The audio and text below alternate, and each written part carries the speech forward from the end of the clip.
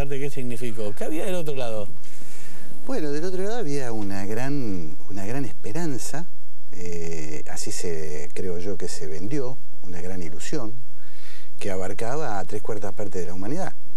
Es decir, que no había un sistema político, una forma de hacer la política, sino que era una especie de cosmovisión, de otra manera de ver las cosas. Eso es lo que compraban millones y millones de personas que se volcaron apasionadamente a esa religión, yo digo una religión maravillosa, para cuando uno cree, que se llamó comunismo y que tenía en su misma iglesia a tipos maravillosos y geniales como Pablo Picasso, Pablo Neruda, hasta centrales obreras. Entonces era un sistema de pensamiento, no era un sistema político, era un sistema de pensamiento, era una había una manera de pensar había comunista. Una manera de pensar comunista. Cuando eso que seducía tanto, esa idea es una idea que seducía, creo que ya a esta altura es difícil de vender, ¿no? Pero en ese momento seducía porque era la gran esperanza. Yo no sé si vos te acordás, pero el comunismo decía, la Internacional decía, construir el paraíso en la tierra. Es decir, una idea tan maravillosa y abarcativa, ¿cómo no va a seducir a mucha gente?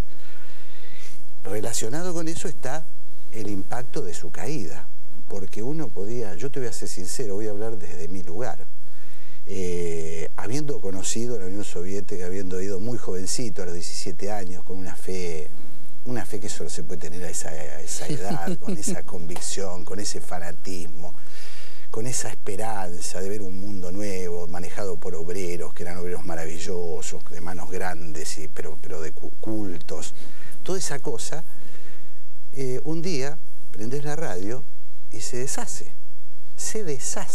sin épica de la resistencia, se cae por su propia fuerza, tiene una enfermedad autoinmune, se muere solita, no hay que empujarla. ¿Y el comunismo se murió solito?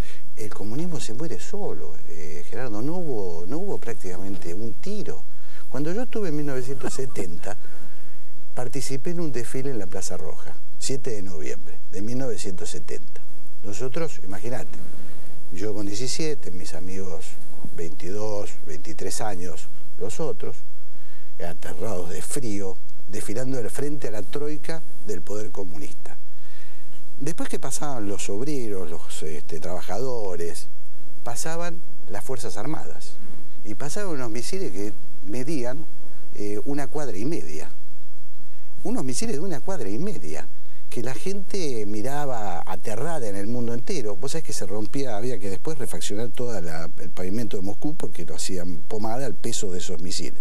Todo eso, un día, se desmanteló, era utilería. No cayó así, sin que nadie lo empuje. Pero no fueron solo los comunistas los que se sorprendieron, la CIA no sabía que se iba a caer.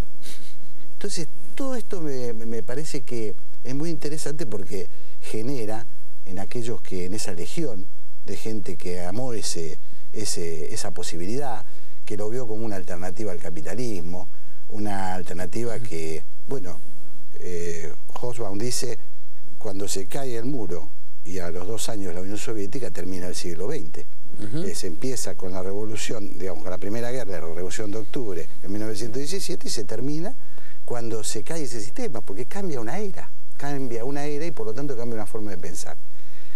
Y también me conmovió mucho Lena Hobsbawm cuando dice que para aquellos que estaban del otro lado del muro, la caída sigue siendo un trauma de por vida. No la van a superar nunca, salvo los que nacieron después de 1989, que pueden, digamos, entender que el mundo... Pero el otro no puede entenderlo, porque vivió de comparar, vivió de la contraposición.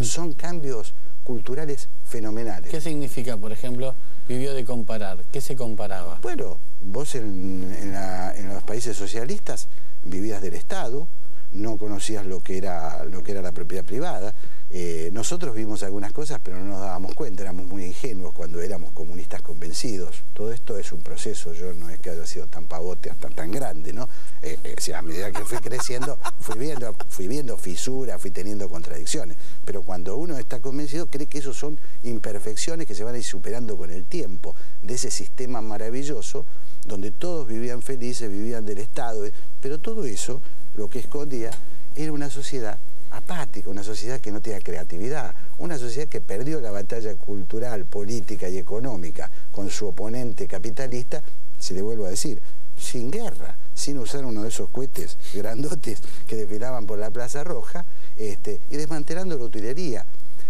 Creo que la película Goodbye Lenin expresa muy bien lo que significó ese desmantelamiento a esa mujer en la película que le ocultan, que cayó en el muro por miedo a matarla, porque la mujer está enferma. ¿Te acuerdas un poquito la historia? Sí, pero me hace de cuenta que no. Esa mujer que está enferma y el hijo le oculta, no le puede decir que... Y entonces le ponen una escenografía, mientras tanto se van llevando los gustos de Lenin, van desmantelando aquello, ¿no? Entonces me parece que eso, Gerardo, tiene... porque todo esto es historia, todo esto pasó mucho tiempo, desde aquello, pero yo creo que desde el punto de vista de las ideas, del debate de ideas, las repercusiones continúan.